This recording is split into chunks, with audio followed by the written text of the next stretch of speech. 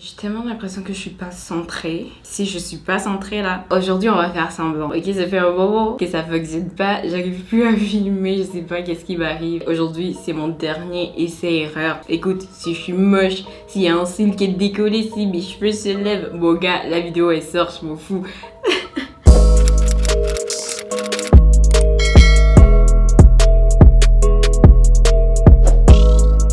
Coucou guys, what's up? Ça fait super longtemps qu'on s'est pas vu. Maintenant que j'enregistre la vidéo, oui, ça fait 13-14 jours, mais je pense que ça va faire au moins 18 jours quand vous allez voir cette vidéo aussi. Alors, hi, hello, how are you? En fait, non, c'était pas du tout une petite pause.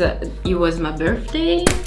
First of all, ok? C'était juste moi qui étais en train de célébrer mon anniversaire et je voulais pas montrer ma nouvelle coupe de cheveux tant que je fasse pas mes photos.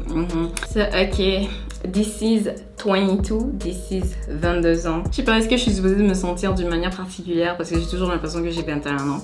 Bref, ça fait bizarre, 22. Ouais. Bref, on n'est pas là aujourd'hui pour parler de moi ni de mon anniversaire. I know, so you know what? Je vais vous donner les sujets d'aujourd'hui. Alors, point numéro 1, on va parler de Miss... Oh! J'allais dire Miss Harry Styles. Et point numéro 1, on va parler de Monsieur Harry Styles et de son dernier bad buzz qui n'était pas réellement de sa faute mais plutôt causé par un magazine. La manière dont ils ont annoncé leur nouvelle édition, leur magazine le plus récent qu'ils ont sorti, ça crée une grosse situation sur internet et franchement ça implique Michael Jackson, donc je vais pas vous mentir, c'est un peu pour ça que j'ai choisi ce sujet. So we're going to talk about that. Actuellement il se passe beaucoup de choses avec Harry Styles dans les médias. Je sais que vous allez quand même vous demander pourquoi j'ai choisi ce sujet-là en particulier quand j'aurais pu parler de beaucoup de choses, par exemple par rapport à sa sexualité ou des trucs du genre, mais je trouve que c'est sa sexualité. Je trouve que je ne suis littéralement tellement pas informée sur le sujet, donc je ne veux pas venir vous parler de quelque chose que je ne maîtrise pas. Non, vous allez pas me mettre dans les problèmes, laissez ça à quelqu'un d'autre, mais ça sera pas moi. Point numéro 2, après un super long moment, enfin on va parler de Miss Nicki Minaj et des dernières nouvelles un peu autour d'elle. Je sais que vous avez entendu son nom, peut-être vous êtes au courant de ce qui se passe actuellement avec elle. Non, on va pas parler de son mari. Non, on va parler en fait des VMAs et des records qu'elle a battus. Ne vous inquiétez pas, je réserve quelque chose pour vous par rapport à le procès autour d'elle.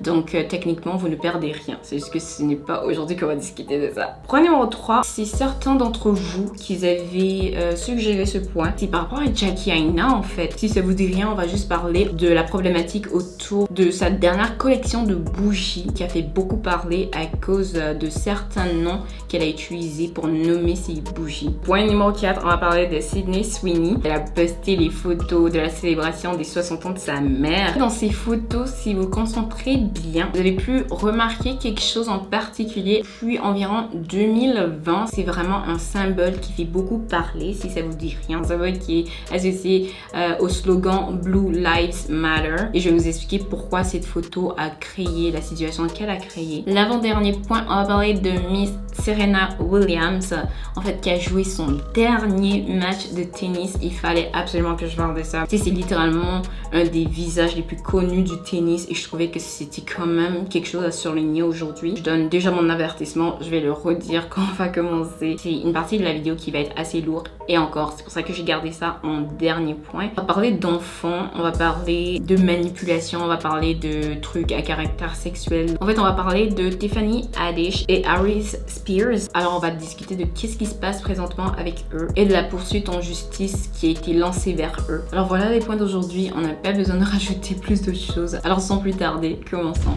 Bon, on débute enfin avec Harry Styles, une nouvelle édition des Rolling Stones. En page couverture, ils avaient Harry Styles. C'est quoi le problème? C'est ce qui était écrit sur la page couverture qui posait problème. Sur la page couverture, Harry Styles était décrit comme étant le nouveau roi de la pop. Plus en précision, comment le nouveau roi de la pop met en feu le monde musical. Peut-être si vous vivez en dessous d'une roche ou si simplement vous êtes un peu trop jeune, vous êtes juste pas du tout au courant de qu'est-ce qui se passe dans le monde de la musique, vous voyez peut-être pas le problème. Je vais vous le dire, le titre du roi de la pop en fait a été donné à Michael Jackson. Oui, c'est un titre qui a été donné à Michael Jackson, mais en fait, il est la dernière personne, ok, actuellement, qui a obtenu ce titre. Donc, ça ne veut pas dire que c'est un titre qui a été créé juste parce que, tu sais, il est rentré dans l'industrie, qu'est-ce qu'il faisait, était si extraordinaire que ça, et qu'on a créé ça, you know, pour lui. Non, c'est un titre qui existait bien avant Michael Jackson. Je sais même pas s'il y a certaines personnes qui sont au courant de ça. Carrément, le premier roi de la pop, c'était Frank Sinatra. Donc, pour vous dire, Michael n'était pas le premier roi de la pop et il ne sera pas le dernier roi de la pop, malheureusement. Pas nécessairement les fans, les gens qui comprennent un peu l'impact que Michael Jackson il a eu dans l'univers musical ont commencé à expliquer en quoi c'était absolument irrespectueux que le magazine Rolling Stone ait écrit ce qu'ils ont écrit. Ça fait déjà des années et des années qu'ils essayent d'effacer et de détruire en fait l'héritage musical, tout ce que Michael il a créé. Donc on ne peut littéralement pas en vouloir, ok, les fans ou juste les gens en général d'avoir réagi comme ils ont réagi. C'est dommage que ce soit Harry Styles au milieu de cette controverse, mais c'est quand même une controverse qui sort de sentiments et d'opinions qui sont valides. C'est même le neveu de Michael Jackson a parlé de la situation sur Twitter. C'était absolument de mauvais goût. Au moins une semaine, je vous dirais, avant l'anniversaire de Michael Jackson. C'était un peu trop calculé et c'était un peu trop fourbe pour qu'on fasse comme si ils savaient pas qu'est-ce qu'ils étaient en train de faire. Tout le monde sait que actuellement, personne ne peut réellement être appelé le roi de la pop. Et ça, c'est pas vraiment parce que les gens sont comme oh oui, Michael Jackson forever, non non non. Personne, il n'y aura jamais deux Michael. Non, mais c'est vraiment une question, je vous dirais, des ventes. Je vais littéralement vous montrer les ventes. Un fan, en fait, de Michael Jackson qui a fait ce petit collège-là des ventes des artistes, je voudrais les plus célèbres, j'ai envie de dire de tous les temps, mais pas vraiment. Les Beatles en numéro 1, bien sûr. Après, deuxième place, t'as Michael Jackson, troisième place Elvis Presley et à la 151e place t'as Harry Styles avec 18 millions quelque chose de ventes. Il y a une raison derrière leur colère. Tu sais, c'est dommage que cette haine a été plus envoyée vers Harry Styles plutôt que d'être redirigée vers Rolling Stone et les personnes, les directeurs, les éditeurs, tu sais, les gens qui sont derrière la création des magazines, des mises en page, de tout ce qui comporte les magazines. Ok, je suis désolée, mais oui, cette haine, cette polémique aurait dû être redirigée vers ces personnes-là parce que Harry Styles soit en tendance et tout le monde soit en train de dire en quoi il est un artiste absolument terrible. Je trouvais ça dommage. Bref, tout ce que moi je sais, c'est que c'est pas la première fois de l'histoire que les magazines vont faire ce genre de choses pour pouvoir vendre, pouvoir attirer de l'attention sur leurs nouvelles éditions. Le plus on parle, le plus de ventes qu'ils font. Bref, dites-moi qu'est-ce que vous pensez de la situation en commentaire. On va passer au point numéro 2, Nicki Minaj. Bon, Miss Nicki, j'aurais pu mélanger tout ce qui se passe un peu avec elle, mais je trouvais que j'allais devoir survoler un peu trop vite la situation et j'allais pas pouvoir expliquer certains points comme il faut qu'ils soient expliqués. J'ai décidé de garder ça pour un autre moment. Alors aujourd'hui, on va vraiment se concentrer sur les records qu'elle a bâtis avec Super Freaky Girl qu'elle a sorti en août. Elle est la première rappeuse qui a eu un son qui a débuté en première place depuis Lauryn Hill et ce record là il date de 1998.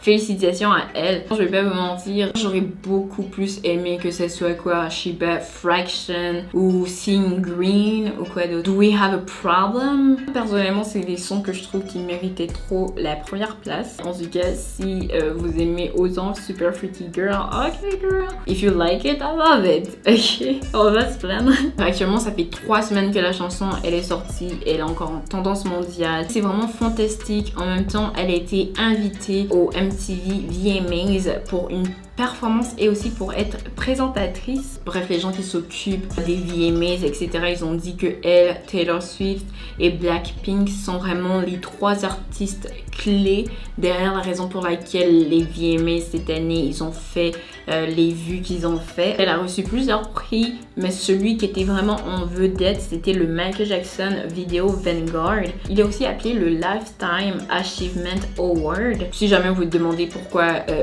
Michael Jackson Vanguard Award, oui, ça a été créé un peu en son honneur, si je peux dire. Ce nom-là a été donné, ok, parce que Michael Jackson est carrément un des plus grands pionniers, ok, de l'histoire de la musique. Donc vraiment, c'est pour vous donner un peu la gravité, l'importance en fait du prix qu'elle a reçu. C'est un prix qui est donné surtout aussi pour célébrer et souligner le travail qui est mis derrière l'imagerie, vidéographie, photographie, des projets, des artistes à qui ils ont donné ce prix. Nous n'avons rien de nouveau, tu sais, Michael Jackson, il était derrière Thriller, le vidéoclip Dad, tu sais, un autre que moi j'aime beaucoup, Black and White. Donc c'est vraiment des prix qui sont donnés aux gens qui travaillent beaucoup la vidéographie, l'imagerie, etc.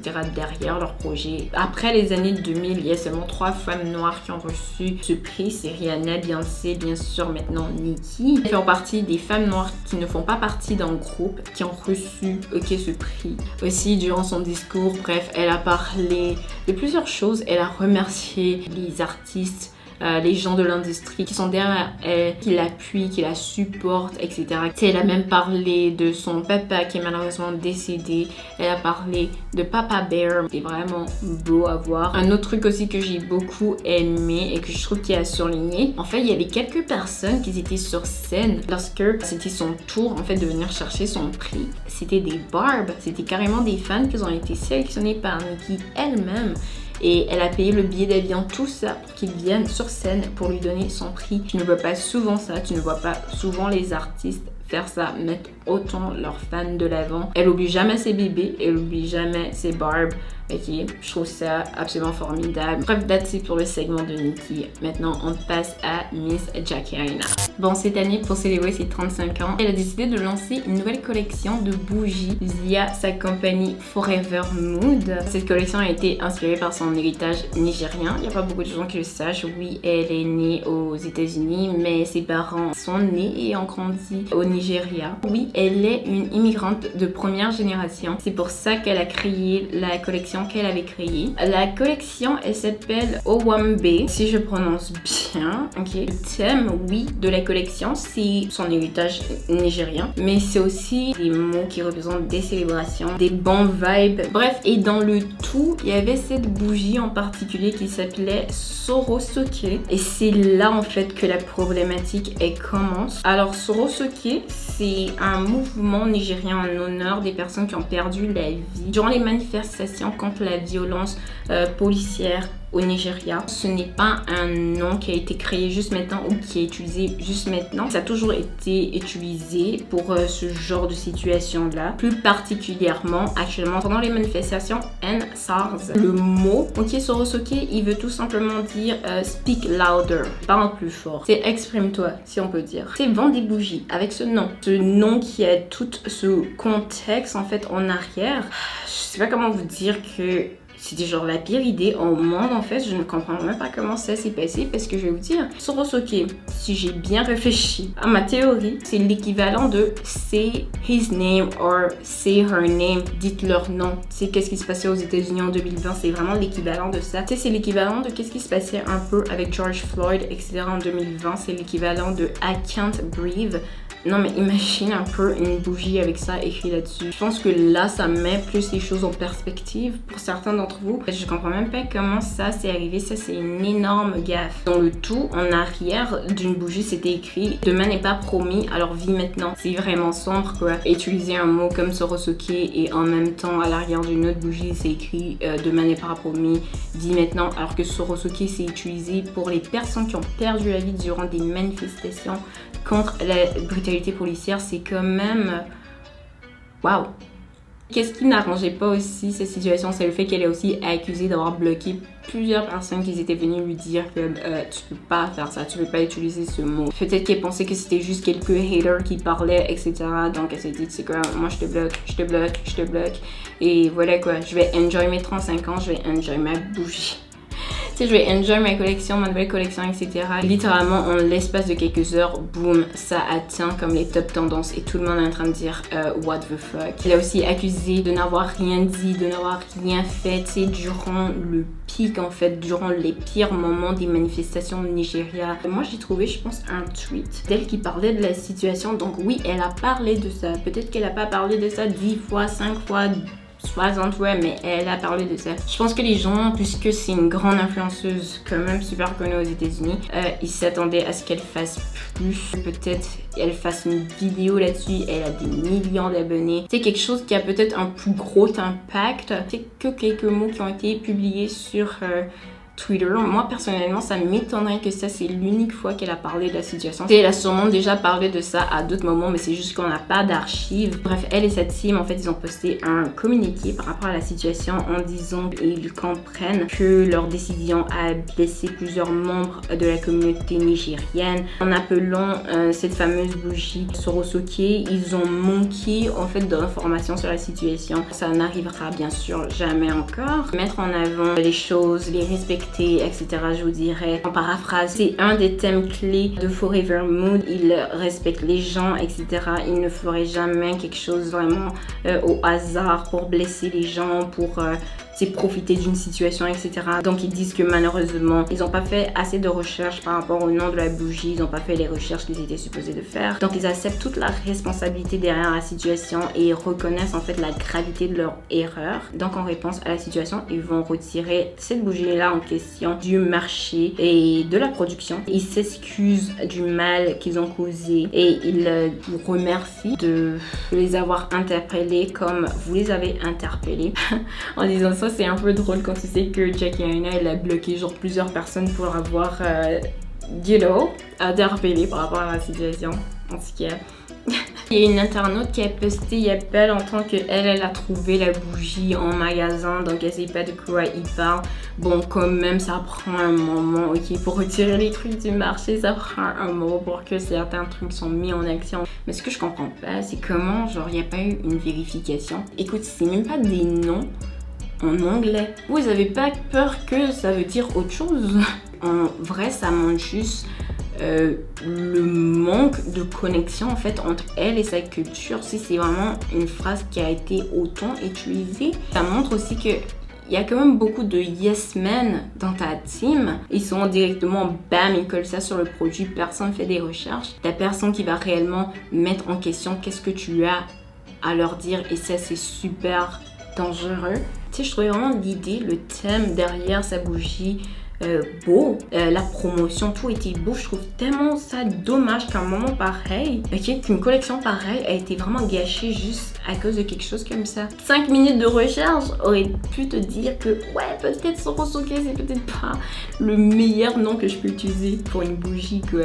Bref, en tout cas, comme moi je dis toujours, you live, you learn, tu vis, tu apprends, donc voilà. Maintenant, on va parler de Miss Sydney Sweeney. Bon, Miss Sydney, pour éviter de massacrer son nom de famille, on va l'appeler comme ça, c'est une actrice américaine. Elle est vraiment connue actuellement, plus précisément, grâce à son rôle dans Euphoria. Elle joue le personnage Casey. Bref, dernièrement, elle a célébré les 60 ans de sa maman, donc gros rassemblement familial, tout le monde est là, oncle, tante, je suppose, cousin, cousine, everybody. You know? Bref, dans une des photos que Miss Sydney elle a postée sur Instagram, tu pouvais voir en fait quelque chose de particulier. Un gars en arrière dans ses photos, tu peux voir qu'il avait un t-shirt et sur son t-shirt il y avait comme un logo que je suis sûre que certains d'entre vous, vous allez reconnaître. En fait, c'est le logo de Blue Lives Matter. Si vous ne savez pas c'est quoi Blue Lives Matter, j'ai quelques trucs pour vous. C'est un slogan qui a été créé pour les policiers qui ont perdu la vie en faisant leur travail. Mais quand même, je vous dirais que c'est pas toujours un slogan qui est utilisé pour célébrer, pour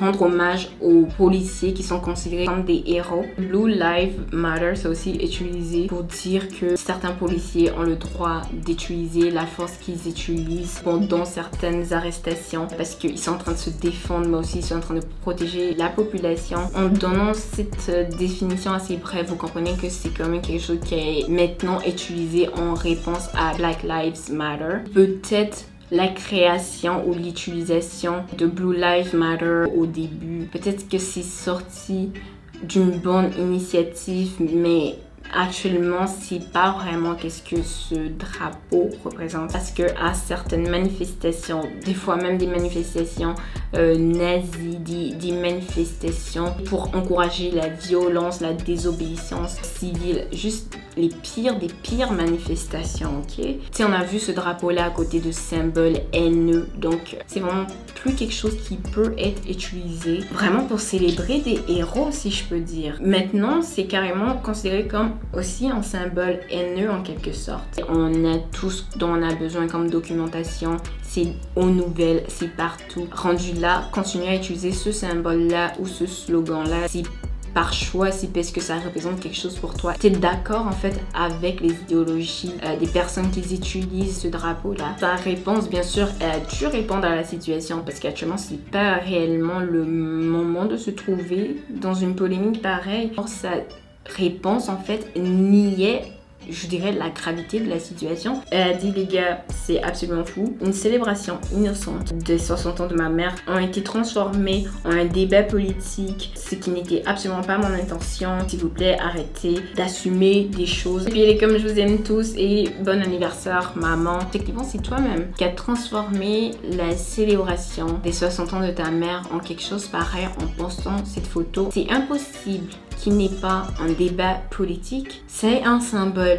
politique. Et le pire, c'est que son frère a posté des photos aussi sur son Instagram et tu pouvais voir des membres ou des proches de la famille avec des casquettes de MAGA, qui est Make America Great Again, c'est le fameux chapeau rouge de Donald Trump. Tu sais, il y a des symboles politiques dans les photos que vous avez postées, donc bien sûr les gens ils vont parler de ça, bien sûr, surtout que actuellement c'est des symboles qui inspirent et qui inspirent la haine en quelque sorte. Je voulais pas le dire comme ça, mais parce que c'est vrai, c'est des symboles qui sont considérés haineux. Surtout que là, actuellement, je sais pas si vous suivez les nouvelles, Biden, il vient de techniquement déclarer une sorte de guerre contre les MAGA, les supporters de Donald Trump, en disant qu'ils sont carrément un danger, à la République. Donc, c'est techniquement Sydney, c'est juste celle qui s'est fait attraper, mais la plupart des gens que vous suivez qui sont blancs là, ils ont des parents aussi comme ça. En tout cas, that's it pour Sydney. On passe au point suivant qui est Serena Williams. Bon, après 27 ans de carrière, Serena Williams vient d'annoncer qu'elle prend sa retraite. Elle vient de jouer son dernier match au US Open. Elle a joué son dernier match contre Ajla. C'est une Croatienne de 29 ans. Malheureusement, Serena Williams a perdu son dernier match. Mais techniquement, ça veut absolument rien dire parce qu'elle reste une légende. Oui, une légende, une icône. Elle a donné ses raisons derrière, son départ, sa retraite, etc. Mais bien sûr, tout n'est pas toujours dit directement comme ça. Tu sais pas si dans, admettons, 10 ans, elle va venir puis elle est comme, ok, moi je veux vendre mon livre avec toutes les choses que j'ai vécues et tout ce qui m'a poussé à partir. On sait jamais. Mais actuellement, qu'est-ce qu'elle a dit comme justification derrière son départ? C'est le fait qu'elle veut être là pour sa famille, passer plus de temps avec sa famille. Ça m'étonnerait pas si elle veut un autre bébé. Elle veut aussi élargir ses horizons, participer à plus de choses, essayer plusieurs autres business que le tennis, le sport, etc. Elle a dit bien sûr que sa décision elle est prise, mais on ne sait jamais. On va peut-être un jour la revoir sur un terrain de tennis. Moi, ça m'étonnerait pas parce que c'est une passion. C'est vraiment difficile de s'éloigner ou d'arrêter sa passion. Elle joue quand même depuis les années 90. C'est un long moment. Franchement, c'est une retraite qui est vraiment bien méritée. Elle a battu des records exceptionnels. J'ai vu quelque chose en tweet, je sais pas si je vais le retrouver pour le coller sur l'écran, mais quelqu'un qui parlait du fait que Tiger Woods et Serena Williams, ils sont entrés dans des catégories de sport qui n'étaient pas réellement des catégories où tu allais trouver des personnes noires. Ils sont entrés dans ces domaines-là et ils ont excellé. Et aujourd'hui, ils font partie des visages les plus légendaires des catégories de sport dans lesquels ils sont entrés, c'est tennis, Tiger Woods, golf. C'est Tiger Woods a été rentré là-dedans parce qu'il était présent au dernier match de Serena Williams. C'est vraiment beau à voir en fait. C'est la réaction des réseaux sociaux autour de ça, les gens qui étaient là-bas, sa fille était là-bas. J'ai hâte en fait de voir qu'est-ce qu'elle a de nouveau, qu'est-ce qu'elle veut nous apporter, etc. Bon, et maintenant le dernier point de la vidéo, comme je l'ai dit, je vous relance mon avertissement par rapport au point. Alors comme je l'ai dit dans l'intro, on va parler de Tiffany Haddish et Harry Spears. Ces deux personnes-là sont connues pour être des comédiennes, des personnalités publiques bien sûr. Dernièrement, c'est sorti dans les médias. Une poursuite en justice a été lancée contre eux. On les accuse en fait d'avoir manipulé et utilisé des enfants à des fins sexuellement subjectives. La plainte en fait elle implique deux victimes, une jeune fille de 14 ans et un jeune garçon de 7 ans à l'époque lorsque l'événement était arrivé. Donc ça remonte environ à 2013-2014. Leur identité bien sûr a été gardée privée, c'est anonyme pour protéger leur vie privée. Par contre l'avocat de Tiffany Haddish a malheureusement sorti dans les médias le nom de la mère des enfants. Bon, je me dévance un peu, mais bien sûr, on peut comprendre pourquoi c'est absolument ignoble. Bref, les avocats de Harry Spears et Tiffany Haddish ont dit que cette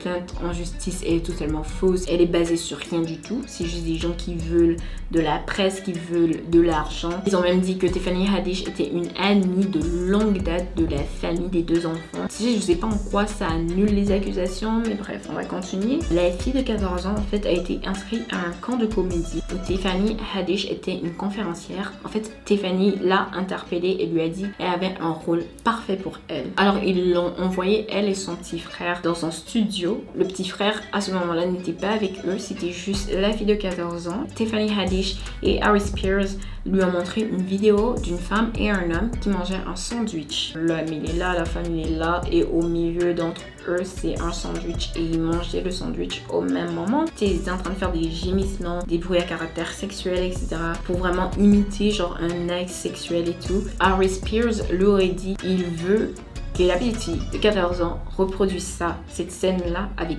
lui. C'est bien sûr, elle a dit qu'elle était nerveuse et elle a dit qu'elle était dégoûtée. Mais bref, elle a rien dit jusqu'à ce que Tiffany Haddish rentre dans la pièce et s'assoit à côté d'elle. La jeune fille voulait pas le faire, mais Tiffany Haddish est venue lui expliquer ce qu'elle attendait d'elle. Et ce qui est dit dans la documentation, c'est que Tiffany Haddish lui a montré en fait comment faire une fellation pour que quand elle fasse la scène en fait avec Harry Spears, elle fasse la scène correctement. Elle a imité l'acte, bien sûr.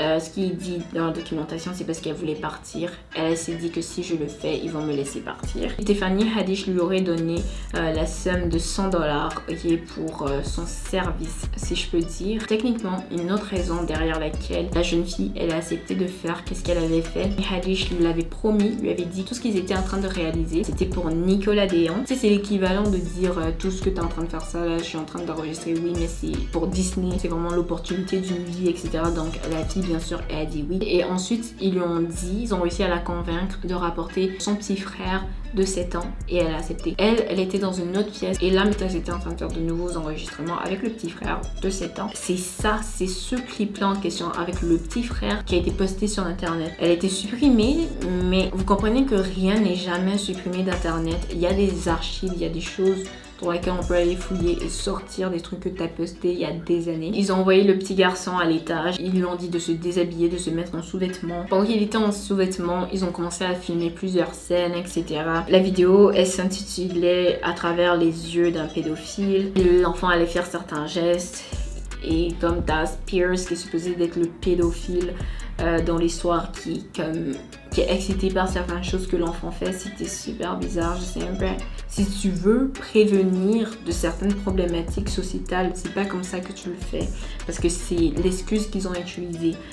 Cette vidéo, c'était plus pour dire faites attention avec qui vous laissez vos enfants. C'est aussi dit que des photos perturbantes du tournage, tout ça a été inclus dans la plainte, donc pour de bonnes raisons, on n'a pas ces photos-là. L'avocat de Tiffany Haddish a juste dit que ce n'est pas la première fois que la mère des enfants essaye de les poursuivre en justice. Ça dure depuis des années. Il a dit que chaque avocat qui a pris l'affaire a réalisé au bout d'un moment que ce n'est pas une femme crédible. Ils ont laissé tomber l'affaire, etc. C'est la fille de 14 ans. Maintenant, c'est une fille adulte. Elle se représente en cours. Ils essaient d'accuser la mère d'avoir coaché la fille, de coacher le fils. Et carrément, l'avocat de Tiffany Haddish, c'est l'avocat du prince Andrew.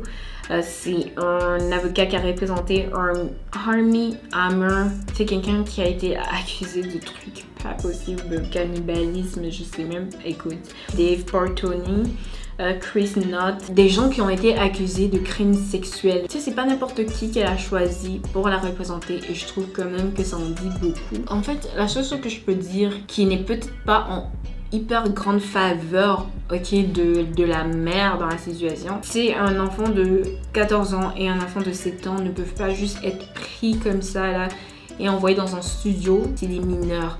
il faut un accord parental en fait pour ça. Est-ce que ça veut dire qu'elle savait, la mère, qu'est-ce qui se passait? Ou est-ce que ça veut juste dire que Tiffany Haddish l'a menti? Il n'y a pas eu de contrat qui a été signé. Tu sais, moi, c'est ma question. Comme c'est quoi qui a été dit? C'est quoi qui n'est pas dit actuellement? Mais ça reste que qu'est-ce qui est arrivé? Des enfants super impressionnables ont été utilisés à des fins absolument répugnantes. Quelque chose qui n'aurait jamais dû arriver a été commis. Et des enfants ont été utilisés comme des objets. Je sais, il y a des gens qui vont se dire 14 ans c'est vieux, 7 ans c'est quand même âgé. Tu reconnais certains signes, tu te rends compte qu'il y a quelque chose qui se passe, qui ne devrait pas se passer. Ce n'est absolument pas vrai.